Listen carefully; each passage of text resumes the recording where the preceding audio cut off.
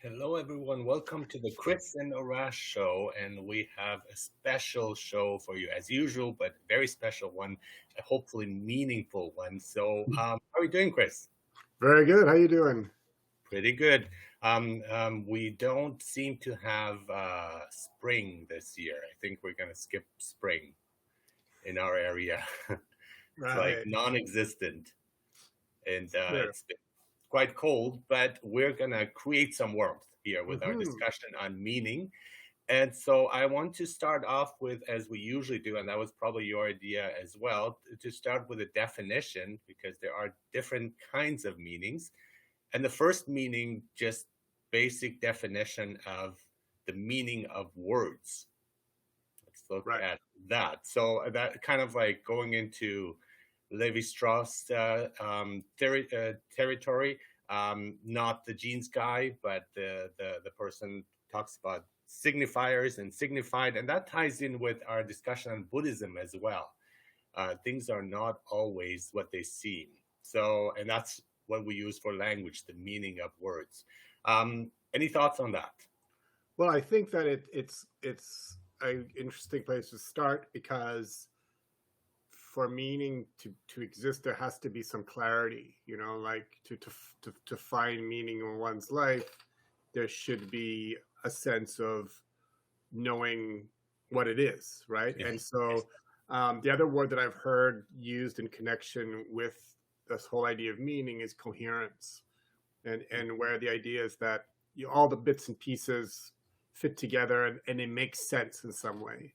So I think that goes along with the idea that in the basic meaning of the word meaning being to define something and to identify its precise sort of definition is sort of what we are doing when we seek meaning in our lives. We're sort of saying, well, what is the precise reason that we're doing this? What is the precise, you know, when things come into focus in your life and you go, that is why, and that is why I do these things. And as opposed to, why am I just struggling and suffering? Like, what's the point of this? In German, we have different words for it, and so Sinn would be the meaning of the word, whereas Zweck would be more in terms of purpose. And I think maybe throwing in purpose could help clarify the difference between the two. Although, like purpose, it does not have the same meaning as meaning to me, because I think purpose is more like it's less intimate. When I think, what's the purpose of this? I think of like jobs or you do something because you want to get something out of it. But even in terms of meaning and the signifier and signified, there is a lot of miscommunication there and misunderstanding. Because let's say, for example, the word spiritual might mean different things for people, or the word religion. So that is again dependent on culture, but also personal experiences that colors the way we perceive things. Yeah, I mean, I think, well, you mentioned this word purpose, and that was my third term. I had meaning and purpose and coherence. And I think, and sort of, again, sort of full disclosure, I'm halfway through a course called that's all about becoming a meaning and purpose practitioner. I don't know if I'm necessarily going to become such a practitioner, but it's certainly an interesting experience taking this course. And those two words tend to be paired together, meaning and purpose, with meaning being the larger umbrella term, and then purpose. It's hard to imagine a meaningful life that is without purpose, right? Like, so Mhm. purpose is sort of always the thing that the reason that we get out of bed in the morning, the reason, that sort of driving force in which we find meaning. And then again, that sort of third term of coherence, where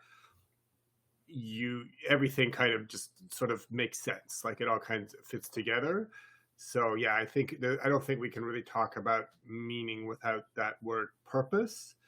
And then I was going to throw out two other words that kind of aren't don't contribute to meaning necessarily, but I think is something that people tend to seek and associate on some level with meaning and purpose, which is happiness and pleasure, or and maybe even throw in joy. But it's sort of like, I think most people, a lot of our time is spent seeking happiness and pleasure, and certainly marketing, nobody's marketing a new four-wheel Jeep that it's going to bring meaning and purpose to your life, right? The idea is it's going to bring happiness and joy and all kinds of pleasure.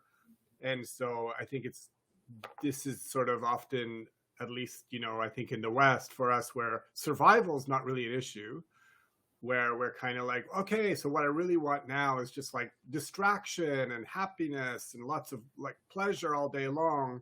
And then we find that the people who actually do achieve that often find that they're hitting like all this emptiness, like all of this sort of lack of meaning, a purposeless existence. And they're just kind of seeking more and more distraction and higher levels of pleasure. And they're sort of on that hedonic treadmill where you're like, so you find something that makes you really happy for a short amount of time. And then you find you're on that sort of swings around and you're like super depressed because it's not doing it for you anymore. And so that's, I think, the opposite really of true meaning and purpose. Yeah, for meaning to work, it needs to be meaningful. And so we look at, again, what is, and that is more a personal thing. I think that the problem is we are often looking for abstract terms, the meaning of life. But it's more like what the existentialists would say. It's really like what is meaningful to you, to your life, to your skills, to your conditions and circumstances. There might not be an overall meaning to it all. There might be or might not be, but in the end, we can't know. And the only thing that will matter is what is meaningful to you personally, to your life.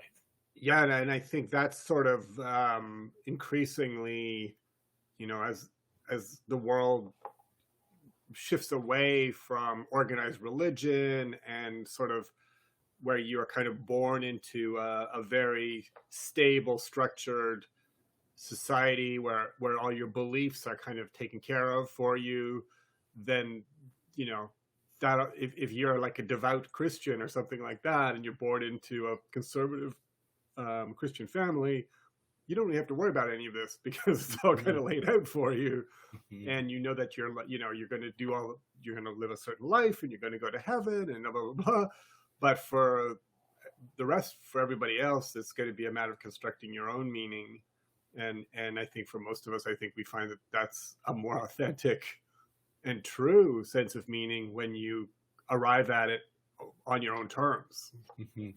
And it comes with the freedom that in existentialism, they talk as well about that, how it's terrifying because now I have to create or find my own meaning.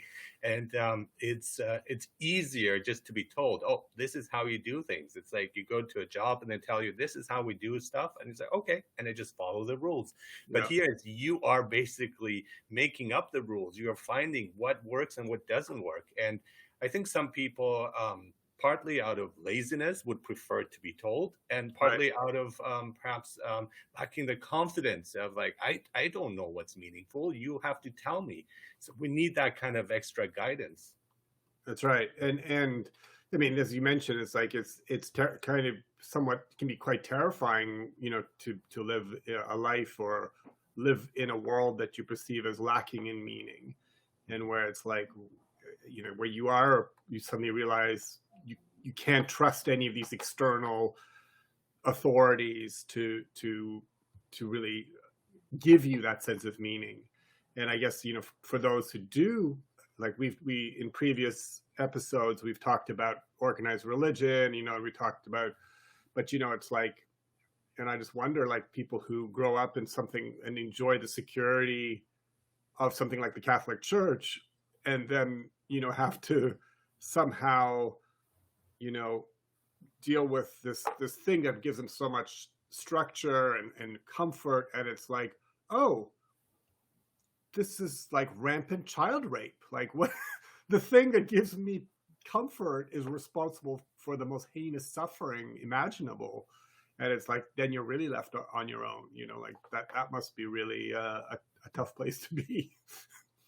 And that's a terrifying part of also trying to. I like coherence because it's like we need a set of beliefs that kind of also make sense and not necessarily logically, but also kind of something that we can integrate into our lives, we can embody. And so that's again the desire to look maybe for other religions that satisfy our needs more so or help us more than, let's say, certain religions that are more dogmatic.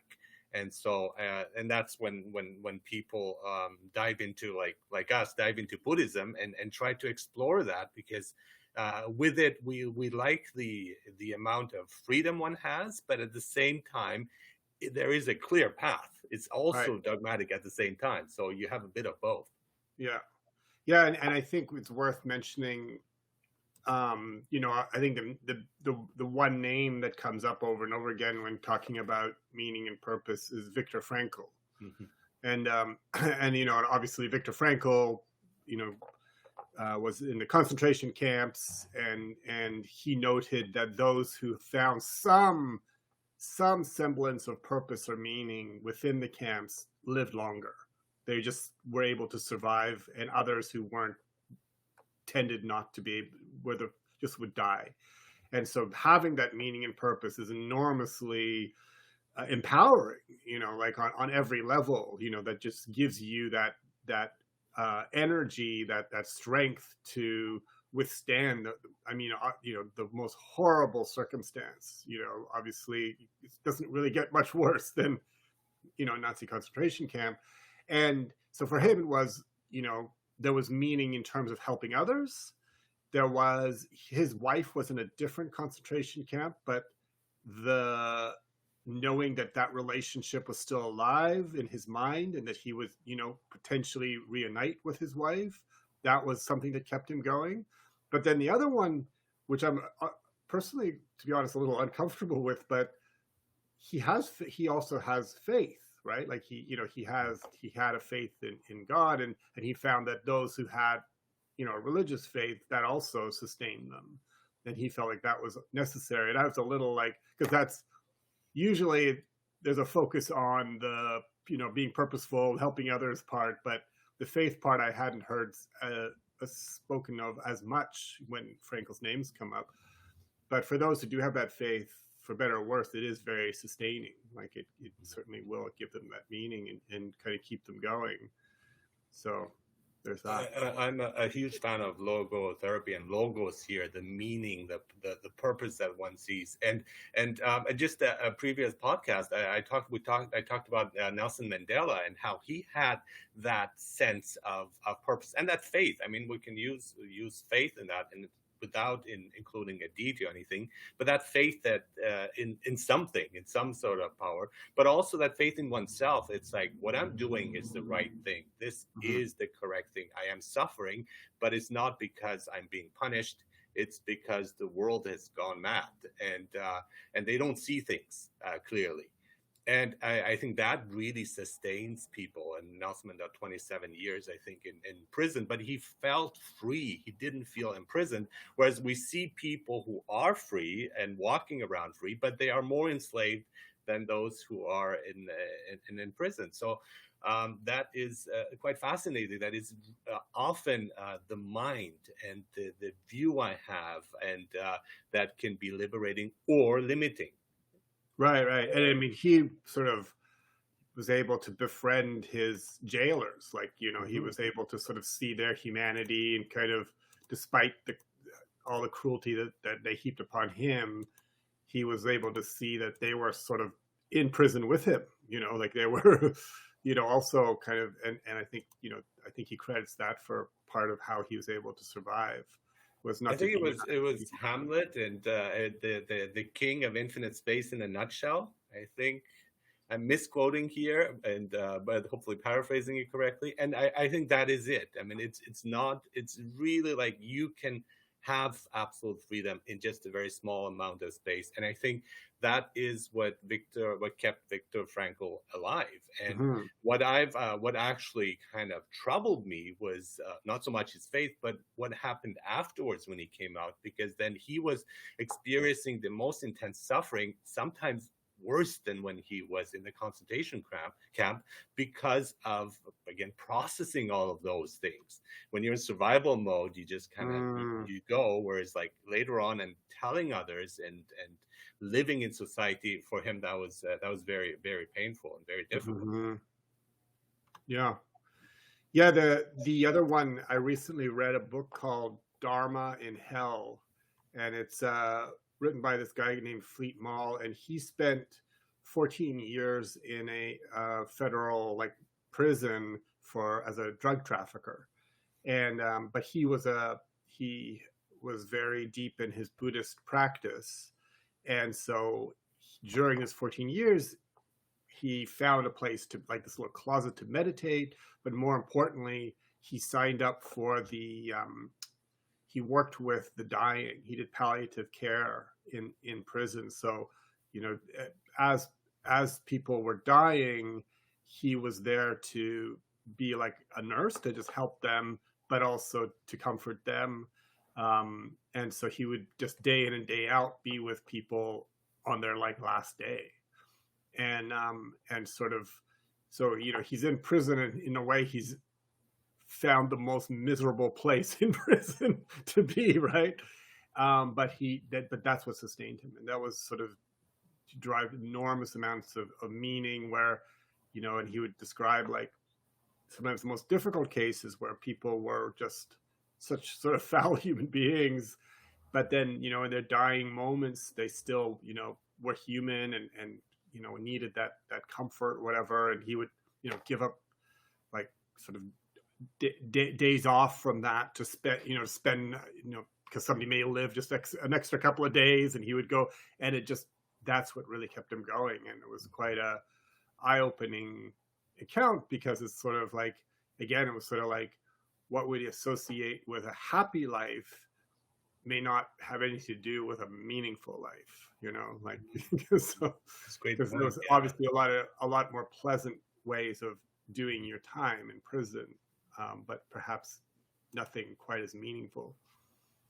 I think what confounds things as well is this idea, this notion of success and a successful life. And again, also money and monetary worth and so on. And I think that takes us away from meaning in many cases, and people confuse the two, and then they think the money would bring happiness to them as well, and that doesn't occur. And we've seen many cases of that. So I think that is something that people don't see the difference between it. Success is not the same as meaning, or is something that's meaningful. Right. It could be, but not necessarily. Sorry? Right. And I think, the numbers change as time goes by, but, they talk about how there is and again, like in a stable sort of Western democracy, we're not talking about, refugee life or something like that, which obviously is in a whole other scale, but it's sort of, there's a minimum amount of money where beyond that, below that, and you're suffering below that, and you're stressing about bills, and you're living paycheck to paycheck, and that's not a happy life, like that's a stressful life. But then you sort of are at a point where your bills are paid, and you have a bit of a cushion there, so that things go wrong, you have something to rely on, and you can go on vacation once in a while, and your family's taken care of, and you got your savings.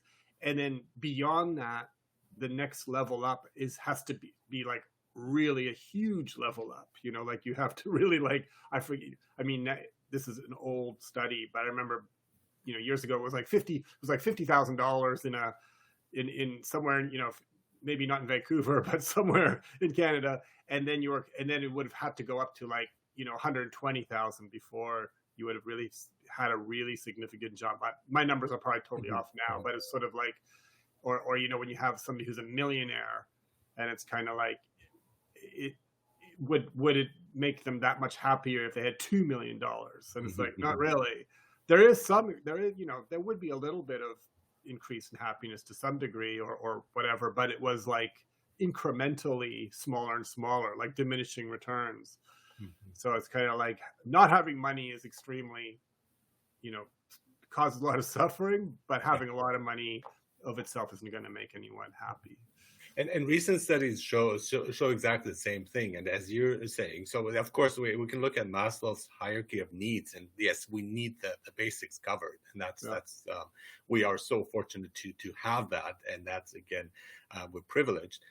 But apart from that, after that, again, as you're saying, it's the changes are not that big in terms of level of happiness. And so in some cases, it could actually go down, and people who won the lottery are the least happy people in the world, according to studies. And they explained it, again, the reasons behind it. Because then you think, well, my friendships are not genuine, and I'm not working. And I think work is something that it adds to meaning if it is meaningful employment, or if it were just working to make money. And a lot of people I see around me they're just doing the work for the money, and there's not that extra element of vocation and desire, and this gives me meaning. They're just, okay, well, I'm doing it because maybe it's easy, maybe this is what happened to me, and these are my experiences, my degree, and so on. So there is that as well to consider. Yeah, I mean, and two things that come to mind. One of the other things I've heard about when people become lottery winners, sometimes suddenly all those years of struggle to achieve, some minimal level of security seems so nothing. It's sort of like we work so hard just to buy that bigger trailer or whatever it is that's sort of a poverty level. And then it's like you win, your $1 million, and you're like, oh my God, I could just get a house now. Like, it just seems like it dwarfs all of those accomplishments in their mind a little bit. But I think that's a really interesting. I think the other piece that you're hit on is a really interesting one, because the sort of meaningful work, meaningful employment, and all of that. And it's something that like, I remember there's lots of examples of it, but the one that just comes to mind right now is Joe Rogan had some little spiel that he did about finding meaningful work. And it's sort of, it's on YouTube in a variety of different, ways, like, motivational video, you got to listen to this. And it is like, if you just listen to it, it's very motivational. And it's all about how, so many people live this kind of shitty cubicle existence. They work for some company that they don't really believe in, and it's just this grind, and it's and all those things that Marx talked about, the sort of total alienation from the product that you're making, alienation from other workers, because there's a sort of a culture of competition and suspicion, and and all for sort of this desire for security, which isn't really even there, because you might get downsized tomorrow. And and then and his thing was like, obviously looking at his own life, where he's obviously had this really interesting, wild existence as went from host of Fear Factor and doing all of being a stand-up comic, and then having this incredibly popular show online. And it was like, well, nice that we don't all get that, and I felt like it's an oversimplification, I guess, because there is those probably a vast majority of people are in that world, and it's not like, and I'm in that too, and it's not like we can just, oh yeah, you're right, Joe, and his point was, start small, do something. Fair enough, we can all do that. We can all go home and work on our side gig, side project, passion project, whatever, and we should, but it's not necessarily going to lead to emancipation, in the sense, I mean, that's just like when people are like, I love playing tennis, but I'm not going to turn pro, like, and I think what happens is, there's people who do really make it. And, like I got a few quotes here, and Jim Carrey says, I think everybody should get rich and famous and do everything they've ever dreamed of, so they can see that it's not the answer. So I think, it's like, there's so many people, like, for me, the big one is Anthony Bourdain. Like, that to me would be the ultimate existence. Like you have your own show, you travel, you do this food thing, you write. It's like, Food. Yeah. yeah, like give me that. And he, and he kills himself, and it's like, what the hell? And so I thought about this, and I think the thing that someone like Joe Rogan is missing is that when you do have that, 9 to 5 life, you end up finding meaning in a lot of little ways, and it's in sometimes surprising ways. And I think they shift from, over time, but it's not necessarily like, it doesn't look great from the outside, but it's not actually necessarily any better or worse, because it really is about mindset and sort of, and it's like I worked for the same company for 9 years, and now the company that I work for has been acquired by a much larger company. And in that much larger company, there are people who've worked there for 25 years, and I've met them and they love the company. And then I've met other people who have been, around for a year or two, and they're not that happy, but it's the same company, right? Like, and it's like very small things make a big difference. Like, it's like, what's your relationship like with your coworkers? Exactly. What is your relationship to your boss? Mm-hmm. How far away do you live from where you work? Do you have a 10-minute walk, or do you have a 1-hour commute? Like, those are very micro adjustments that you could potentially make that make work from home. Holy, that's a gift from heaven. Like, oh my God, that's so awesome, right? So yeah, and these are the elements. I mean, the whole might not be, most likely is not perfect, and we won't have it. But there might be something as, I like my colleagues, or I like what I'm doing, or I like the clients, or there's always parts of it. And often, if the structure can be also supportive, the work structure of making sure that employees are happy and content, and giving them autonomy and that, then it's gonna help more. And it's gonna again help the company as well. And there's a lot of people who talk about that we need to change the way we think about work, both as an employer as well as an employee, and finding meaning in that. And that can get you through tough times as well, when you say, okay, but I want to stick around because I love the people I work with. I won't find them. Or you're doing the job that you want, but the colleagues are not that great. So it's kind of like a balance that we have to find in many cases too. Yeah, absolutely. And I think, mindset is everything. I know for myself, like, I will have the same situations come up in my career, in my day-to-day work life. And some days I have a really positive mindset, and some days I have a very negative mindset, and it completely influences what happens. It's like, as like, my career has been in educational management, sort of starting in the 90s, but I'm, like, I was a English teacher, like as we both are, and well, you're also other language teachers as well, not only English, but it's, and sometimes, like everyone, working at a language school, I would say, well, this is super shitty, it's super shady, and the owners don't care about me, and the pay is crap, and whatever, all those things that we complain about, and I would get stuck in that. And then other times I would say, what an opportunity, like, this is chaos, like, and there's no, like, I remember, like, one of the first places I worked, it was like, we walked into the staff room, and I said, what are my books? Where's my classroom? What are my levels? And they're like, well, okay, you get this classroom over there, just grab any book on over there, and just, and I'm like, well, which book is for which level? It's like, don't worry about that, just go ahead and whatever works. And I was like, oh my God. And at first I was like, this is terrible, I have to quit. And then I was like, oh, wait a minute, if no one else is bringing order to this, maybe I could, and so then from there I became like a head teacher, and then later the director. It was like, oh, I just needed to just shift my attitude slightly, and then an opportunity arose from something that at first seemed like really just a shitty situation. So I don't know, and even like working with difficult people sometimes, like sometimes it really, really gets me down, and other times I'm like, what a great challenge. Exactly. Opportunity. Yeah.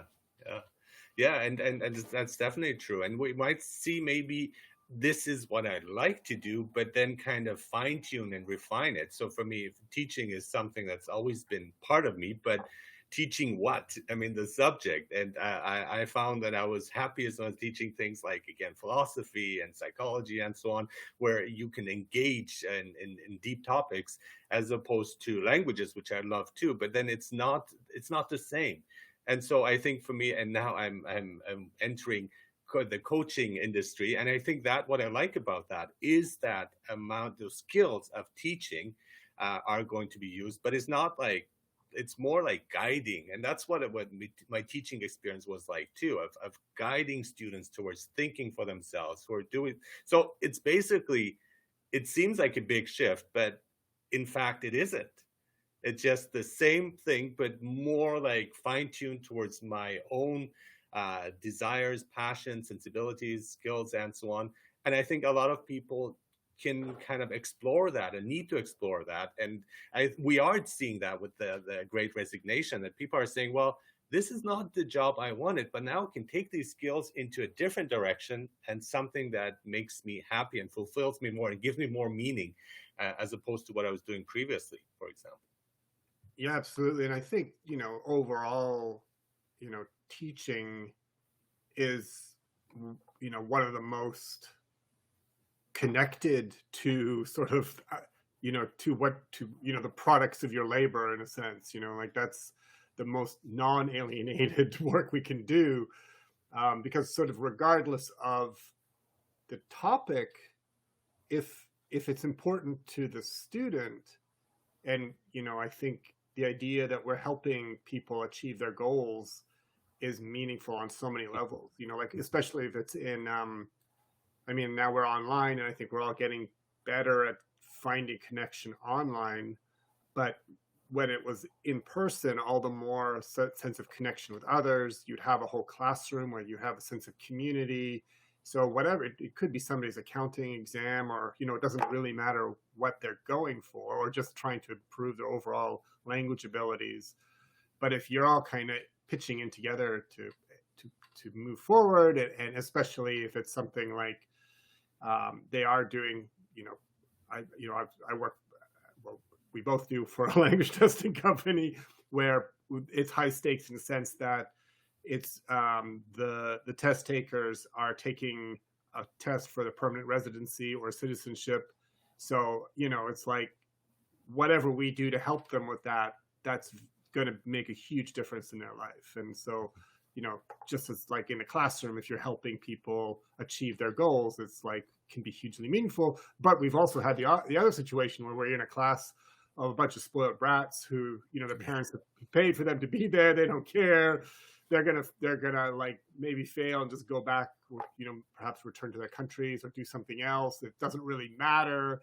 And then it's painful. And then it's kind of like, well, if you don't care, why would I? And then it just becomes like, okay, I got to do this for a couple of hours today so that I get paid, and then I can move on with my life.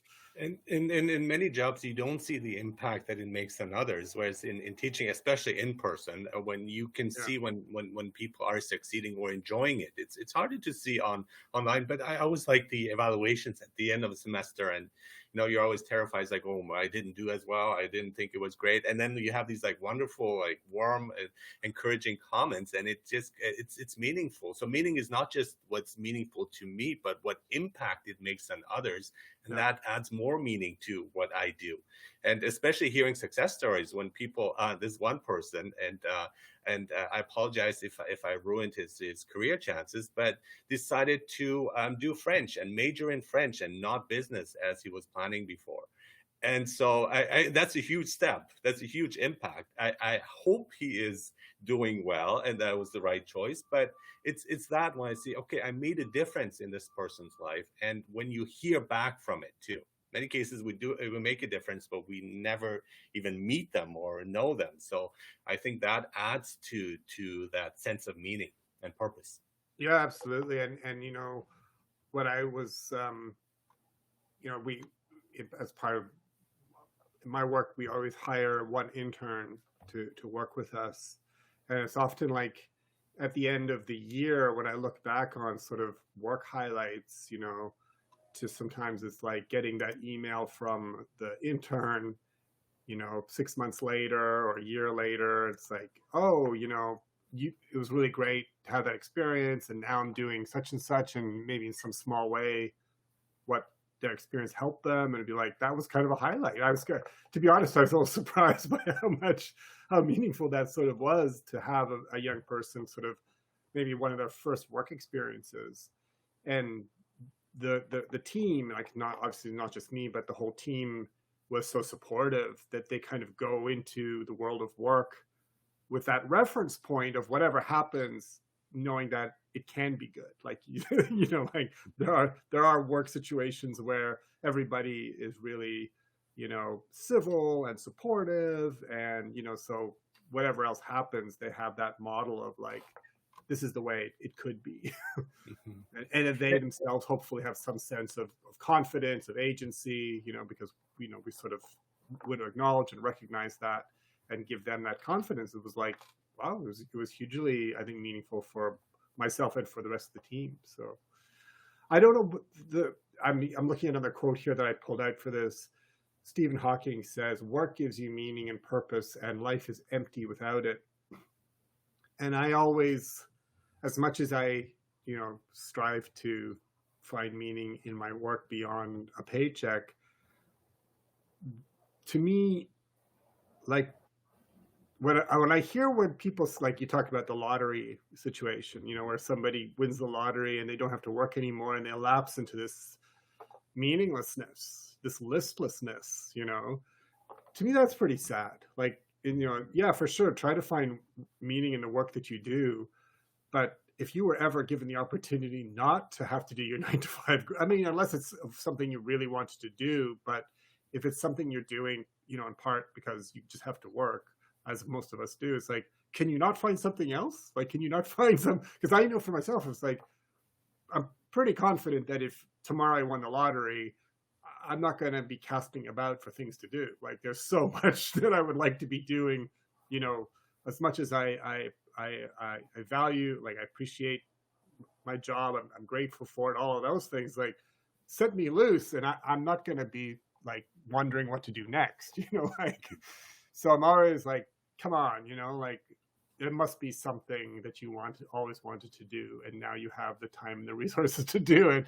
Because really, if you need your job, that's, I don't know, to me, a little sad. And we say, and I want just to mention, we talk quite a bit about work, and that has value in our society, and we see that we're contributing to society and so on, but we can do it in other ways as well. And that's why there is also volunteer work, which on its own does not make sense to say, well, why would I do this for free and not get paid? And but there's that sense too. It's that we're not necessarily tied to our work in that way, and there's something else that needs to give our lives meaning and purpose as well, whatever that may be. And so, and it's important to recognize that and realize how much of what we're doing is because we say, okay, well, I need to have money to get by and to get those needs covered according to Maslow, the basic needs. But what else can I do to create that happiness that I need, that longing for something? And it doesn't have to be tied to work. But what I would like to tell younger people too is, like, just explore what interests you. I mean, younger than us, where you're in university, for example, study what you like. And we tell people, like, no, become a lawyer or a doctor, and these are good jobs and these are not good jobs, and so on. I would say, just let them be and develop what they are looking for, their own unique skills. And that can, again, create more happiness. Whether they're going to use it for the future in work or jobs, that depends. But really, like, diving into that. And I wish I had done more so than I have. And so if I could go back, I would change some of the subjects I was taking, things that I'm more passionate about, instead of things that just, happen to you. Yeah, I would agree. I mean, and generally, I also probably would sort of make different choices, but then I also wonder, it's like, when you find yourself where you are, and it's never a direct route, it's never Yeah. like, so who knows, like different choices wouldn't necessarily have led to where I would have expected them to. And there were so many times when I thought, well, if I don't do this, then for sure I won't be able to do that. Like there was all these sort of absolutes in my mind that completely never really were real. So it's sort of hard to know. And the world changes so much that it's like, what will tomorrow's workforce look like? And it's like, and then something like work from home. Who knew that was going to come our way? Yeah, But yeah, exactly. Yeah, but the other yeah. thing I think that is a really important piece for all of this is that meaning. I mean, it's hard to know to what extent, but as I get older, I think it's a huge part of it is simply what we do for others. Like meaning is something that's not really something that we create for ourselves so much as like, or it is something we create for ourselves, but it comes out of some degree of service. Like if we just find like that, when we say find meaningful work, I think we often, it's sort of that overlap between something we enjoy, but that brings value to others. Like if it's purely just something for our own pleasure and it doesn't benefit anyone, that probably gets pretty empty. But it sort of has to do that. And I was looking up like the, they've done studies where they measure, like they'll give some people like $10 or something, and it'll be like measure sort of the satisfaction that comes from spending on themselves versus spending it on others. Here's $10 and you can donate it, or you can just go and spend it on yourself. And then they sort of, I guess, it's just rate, their level of satisfaction or whatever. And for sure, spending on others brings more happiness. But I guess in a way it's more meaningful, right? Like when you do it for others. And then I think, again, like back to our conversations about Buddhism, it's like, when we think of the happy Buddhist, like someone like the Dalai Lama or something, who really seems to sort of just beam contentment, and it's like, and they're completely selfless, and they find meaning and purpose and even happiness in compassion and that connection, that service for other people. And as I say, like, especially as I grow older, it's like that seems to be like a really integral part of the puzzle. And I want to take it in a completely different direction, where it's like, why are we so obsessed with meaning? And to me, the idea of mindfulness comes in, and you think like this is already meaningful the moment, the way it is, the way it's structured, without me having to worry about it. And if you take that away, then every single moment is already meaningful. We're just looking for something that is already there. And so, and that's a different view. I mean, of course, we want to be driving our careers and our relationships and foster them and build them and so on, and whatever people want to do. But at the same time, things are already meaningful, and we fail to see that often. That's very true. And that was something I also had some notes on here, where I was just reading an Atlantic article about this, where there was a quote from the Wizard of Oz, and it said, if I ever go looking for my heart's desire again, I won't look any further than my own backyard, because if it isn't there, I never really lost it to begin with. And it says, if you feel lost in your search for meaning, cut yourself some slack and go back to the basics. Yes. And then in my course about meaning and purpose, one of the things, like the person who's created the course, that's their life's work, and they're an academic, and they find the whole topic extremely interesting and very meaning, like the topic of meaning and purpose is very meaningful to this person, right? Because that's their area of study. But what they were surprised to find is that a search for meaning had a very low was correlated with not being happy. Like people who are actively like pursuing meaning and not therefore not really having it right now. I mean, it makes sense in a way, but it's like you're not living it, you're not doing it, you're Mhm. you're waking up every day going, still no meaning. So I Yeah. guess I better find some. The quest for enlightenment in Buddhism, and I think the way I understand Buddhism is like forget about enlightenment. Just Right. be. And you actually, what I loved in that discussion I had with Robert Thurman was he said you actually might be enlightened and you don't know it, and Right. that kind of fascinated me. It's like, well, wait a minute, maybe we already have achieved a really good solid base here through our life, through our experiences, through mindfulness and so on, and we just don't acknowledge it or recognize it or give ourselves credit for it. And it just, again, not even credit. It's just, you are fully immersed in the moment, and that is meaningful. And I think animals they're ahead of us in that sense because they don't worry about meaning. They just Right. are. Yeah, I mean, I would just question how aware they are of that. But That is but true. for sure, I think that you're right. Like it's sort of, when you go to something like Buddhism and mindfulness and all of that, it's all about like coming to the present moment. It's like it's because we're lost in the future, we're lost in the past, and so we are never fully present in the present moment. And it's like it's a kind of returning home, as opposed to a striving for some state that's we may one day achieve. It's all about like actually it's all here, and it's sort of undo some of that, layers of the conditioned self that is constantly, being sort of buoyed back and forth with all these worries and concerns and regrets about the past, worries about the future, things that we have to, and it's like take that all away, and you're fully complete, whole, like here in the moment, and so I agree that it's sort of it's all here, and it is something that you don't. It's sort of that idea that when we think it's going to something that we have to go very far afield for is what's making us so miserable. And I know that for myself, it's always like when things sort of pull together, it's always like, oh, that was a solution that was available to me at all times. Like it was right near me, and I just hadn't seen it or hadn't realized it. But I think also it's interesting.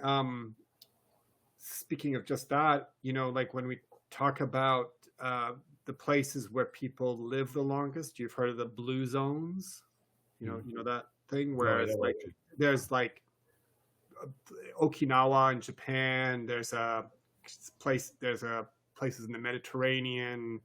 There's a couple of communities in California, and it's sort of like what contributes to a long life. And there's dietary things and environmental things, but one of the key things that's common for all of them, and they're very different in a lot of ways, is that there's a sense of community, and that there's just like they have a bunch of friends that they see almost every day, and I think that sense of community is a really important component to meaning, because you'll have people in your life that you care about, and to some extent there's that service, but I think it contextualizes everything. Like if you're just sort of striving on your own to do stuff, it feels a bit more like on that survival kind of basis. It's in a void. But if it's like when you can celebrate a win, celebrate some moment of success, you want to do it. It doesn't really fully resonate unless you can celebrate with other people. Right, like that's where and you need the recognition too as an individual. If others don't say you're great or you did well and you accomplished something, it's pretty worthless. And we need the others to validate ourselves too in many ways. And but I think it's also like, and I think at the same time it's like when there are failures, then again it's sort of like if you can share that with people, then it's sort of again becomes contextualized in a larger struggle. Like if you're just alone with your failures and alone with your successes, it's sort of again on that survival level. But when it's in the context of a community, then it's sort of like we are all experiencing these ups and downs, and we were pulling for you, and it's just like I don't know. There's a richness of meaning that comes with that sense of community, I think. Absolutely.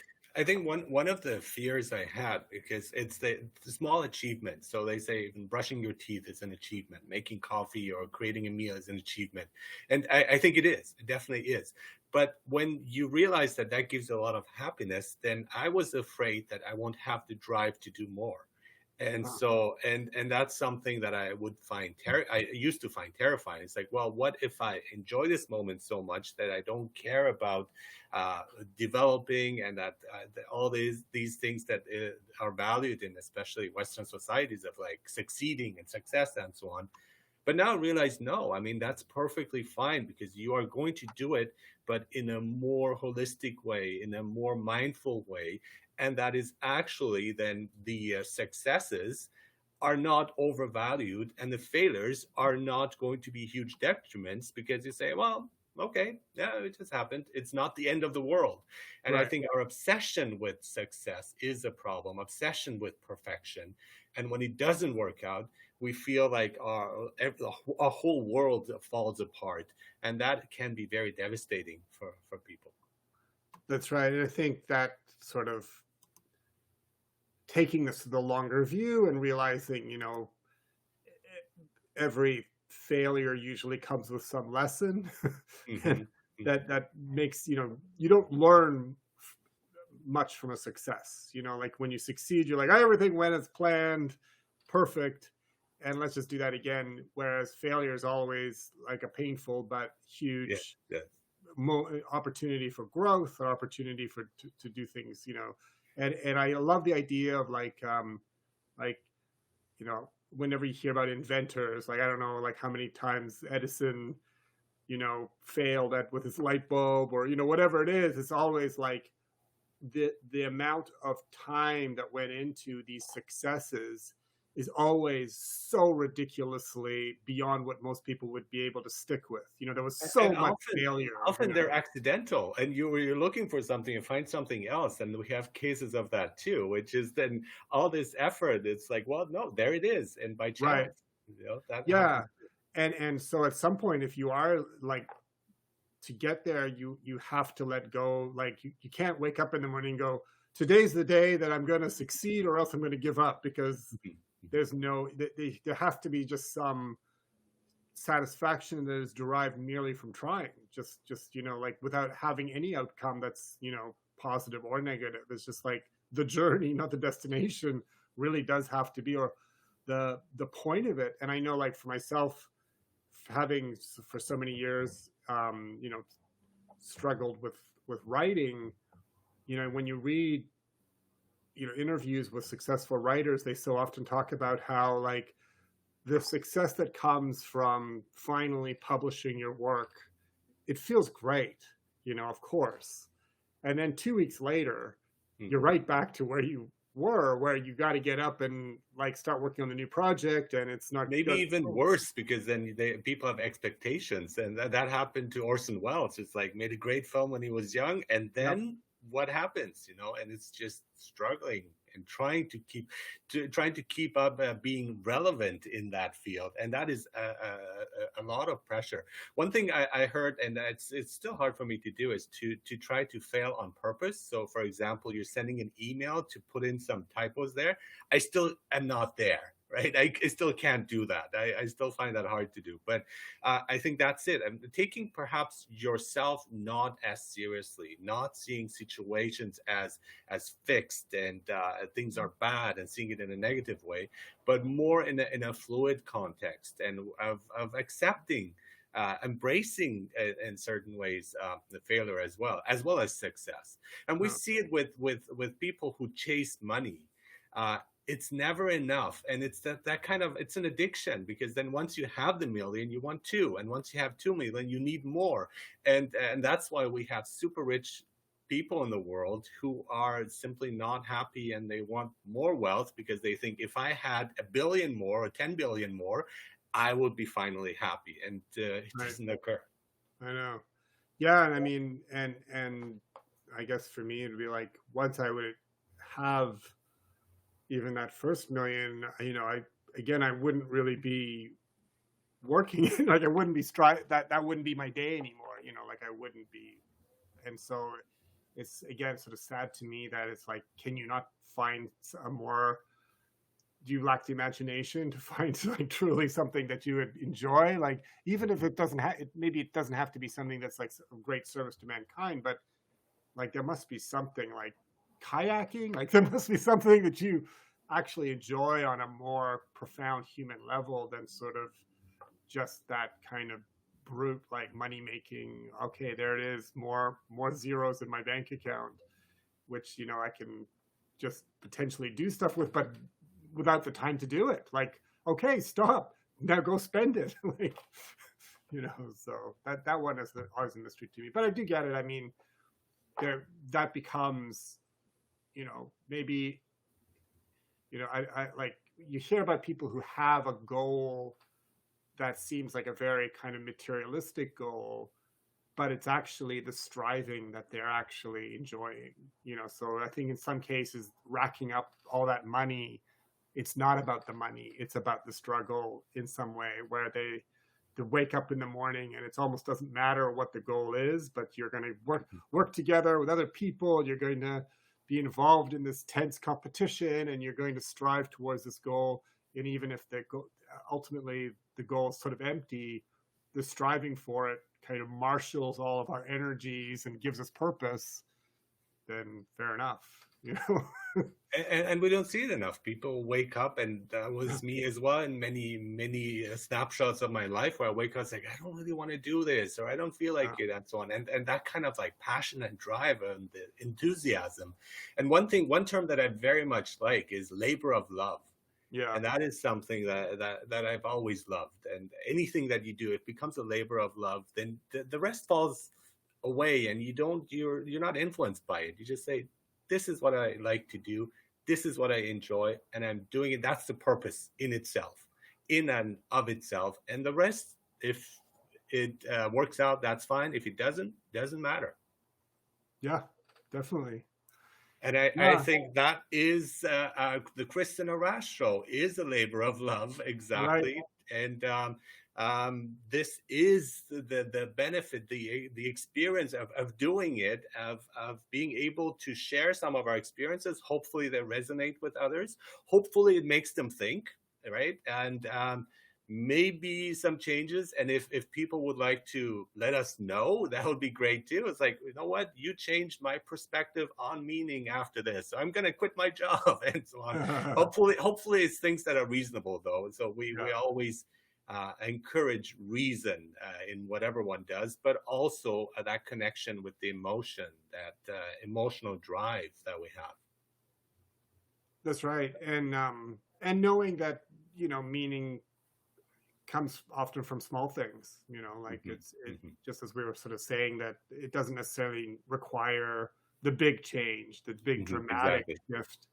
And I think that's something that people sometimes they will just like, you know, be it quitting their job or you know, sort of in a moment and go like, yes, giving all the money to charity, maybe giving it all away and stuff. And you don't need those. It's good in some cases, but you don't, as you're saying, you don't need those big steps. The small steps are very important too. That's right. Absolutely. And we're almost done here. I'm just looking at there's just one other quote here that I have from Whoopi Goldberg, which I thought. Oh, let's hear it.